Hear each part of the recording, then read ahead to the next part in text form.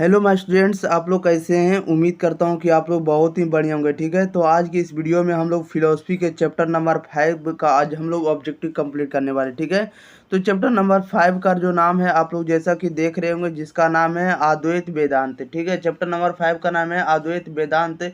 इसके आज हम लोग 37 ऑब्जेक्टिव इस वीडियो में कवर करेंगे, याद करेंगे। ठीक है, तो आप लोग शुरू से अंत तक बने रहिएगा। अगर आप लोगों को वीडियो पसंद आता है तो वीडियो को आप लोगों को लाइक कर देना है। इसके बाद वीडियो को आप लोगों को शेयर कर देना है। अगर आप लोग इस चैनल से नहीं जुड़े तो चैनल से भी अगर आप लोगों को जुड़ना है तो जुड़ने के लिए आप लोग चैनल को भी सब्सक्राइब कर दीजिएगा। ठीक है, और अपने भाई बहन को जरूर बताइएगा कि इस पर फिलोसफी के सभी वीडियो आपको अवेलेबल हो चुका है। ठीक है, आप लोग जाकर जरूर देख लीजिएगा।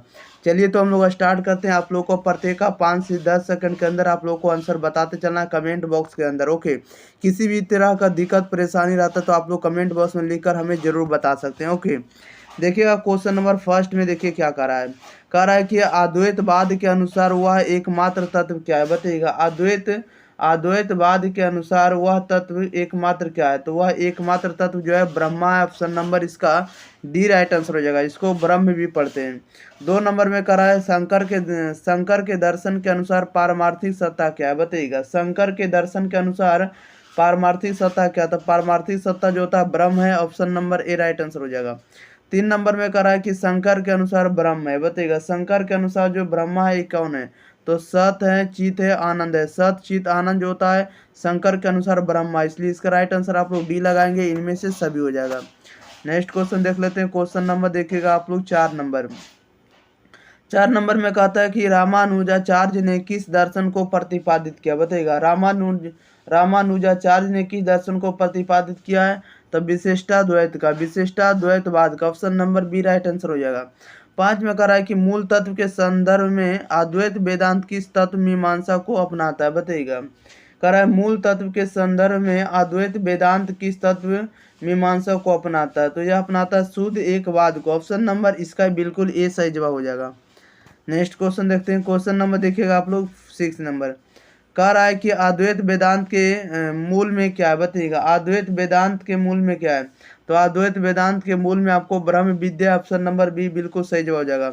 7 में कह रहा है कि शंकराचार्य ने किस दर्शन को प्रतिपादित किया। बताइएगा, शंकराचार्य ने किस दर्शन को प्रतिपादित किया है। तो अद्वैतवाद को किया। ऑप्शन नंबर बिल्कुल ही डी सही जवाब हो जाएगा, अद्वैतवाद को।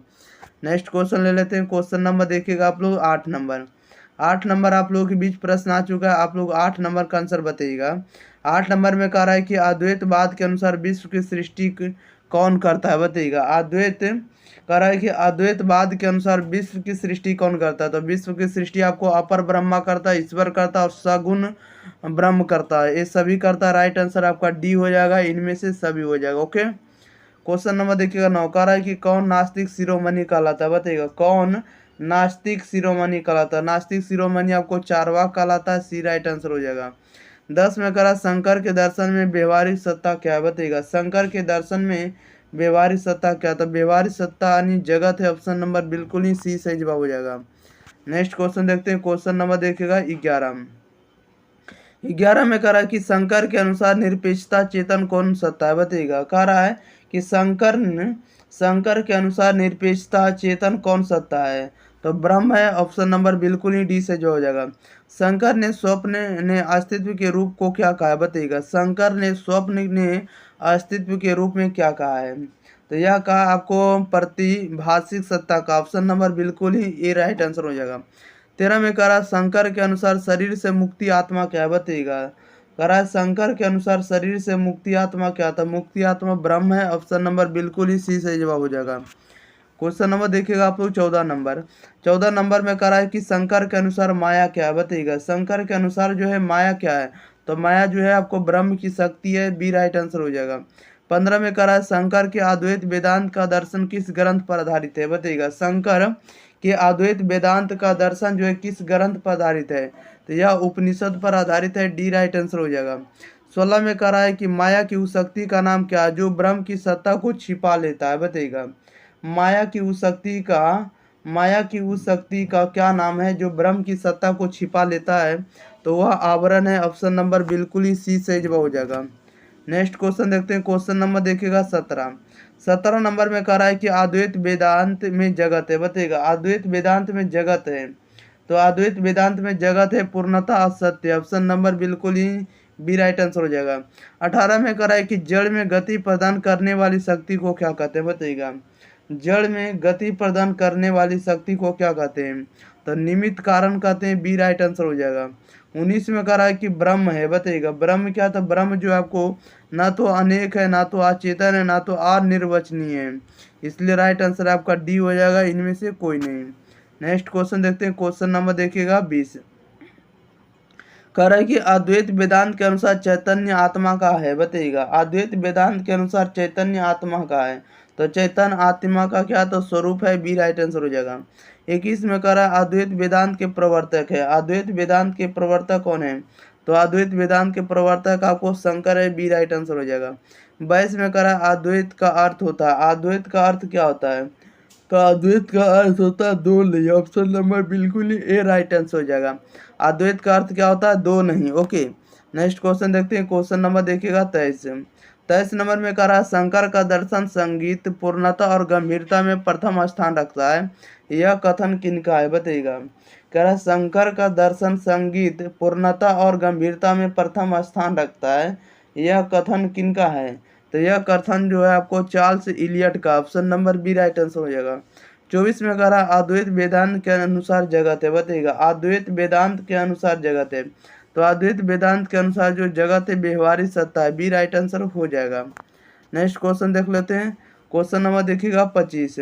25 में कह रहा है निम्नलिखित में किसने जगत को जादू को उपमा से समझाने का प्रयास किया, बताइएगा। निम्नलिखित में किसने जगत को जादू को उपमा से समझाने का प्रयास किया है, तो शंकर ने किया है, ए राइट आंसर हो जाएगा। नेक्स्ट क्वेश्चन ले लेते हैं, क्वेश्चन नंबर देखिएगा आप लोग 26 नंबर। 26 नंबर आप लोगों के बीच आ गया है। कह रहा है कि शंकर अद्वैत को कहते हैं, बताइएगा। शंकर अद्वैत को क्या कहते हैं, तो शंकर अद्वैत को हम लोग ब्रह्मा कहेंगे, बी सी राइट आंसर हो जाएगा। क्या कहेंगे, ब्रह्मा या तो ब्रह्म। क्वेश्चन नंबर 27 में करा है कि गौड़ पद किनके गुरु थे, बताइएगा। गौड़ पद जो थे किनके गुरु थे, तो गुरु गोविंद सिंह के गुरु थे। ओके, गुरु गोविंद के गुरु थे गौड़ पद। ओके, क्वेश्चन नंबर 28 में करा है कि स्वप्न या भ्रम किस सत्ता के विषय है, बताइएगा।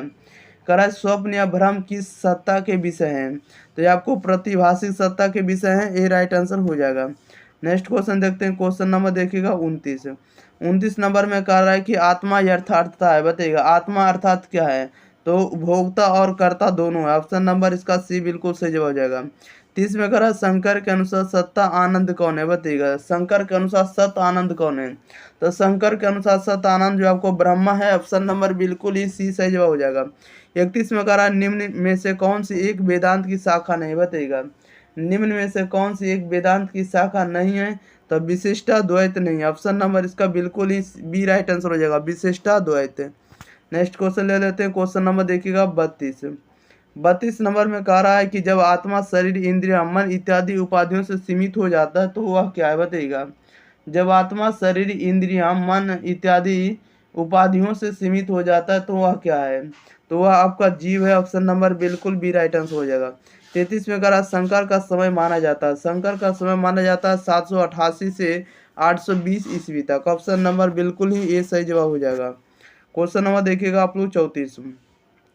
कह रहा है कि शुद्ध सत्ता जो ना तो बाधित होती है और ना जिनके बाधित होने की कल्पना की जा सकती है, उसे कहा जाता है, बताइएगा। शुद्ध सत्ता जो ना तो बाधित होती है और ना जिसके बाधित होने की कल्पना की जाती है या की जा सकती है, उसे क्या कहा जाता है, तो उसे हम लोग पारमार्थिक सत्ता कहते हैं, बी राइट आंसर हो जाएगा। क्वेश्चन नंबर 35 में कह रहा है डॉक्टर राधा कृष्णन के अनुसार माया के दो कार्य हैं, वो ये कौन है, बताइएगा। कह रहा है डॉक्टर राधा कृष्णन के अनुसार माया के दो कार्य हैं, वो ये कौन है, तो ये आपको सत्य पर पर्दा डालना और असत्य को प्रतिस्थापित करना, ये दोनों कार्य हैं, राइट आंसर आपका सी हो जाएगा, ए और बी दोनों। नेक्स्ट क्वेश्चन देखते हैं, क्वेश्चन नंबर देखिएगा 36। कह रहा है कि शंकर के अनुसार जगत को किस सत्ता के अंतर्गत रखा जा सकता है, बताइएगा। कह रहा है शंकर के अनुसार जगत को किस सत्ता के अंतर्गत रखा जा सकता है, तो उसे रखा जा सकता है आपको व्यवहारिक सत्ता के अंतर्गत, बी राइट आंसर हो जाएगा।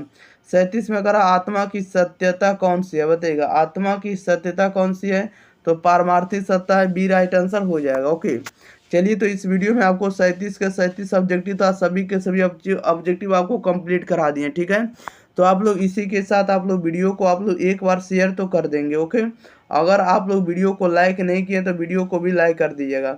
अगर आप लोग चैनल को सब्सक्राइब नहीं किए थे, न्यू स्टूडेंट है, चैनल को सब्सक्राइब भी कर दीजिएगा और अपने भाई बहन को जरूर इस पर कहिएगा कि फिलोसफी का सभी वीडियो आपको अवेलेबल हो गया, ठीक है।